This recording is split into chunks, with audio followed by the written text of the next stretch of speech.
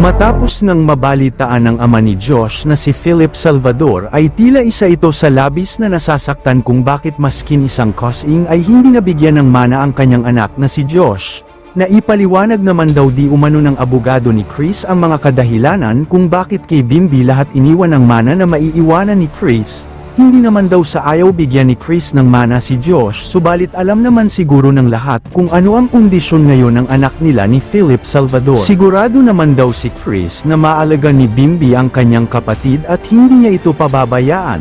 Mahirap man ito para kay Chris, subalit para sa kanya na may itaguyod ito ng kanyang anak na si Bimby at alam na alam ni Chris na hindi pababayaan ni Bimby ang kanyang kapatid na may kondisyon na kailangang alagaan.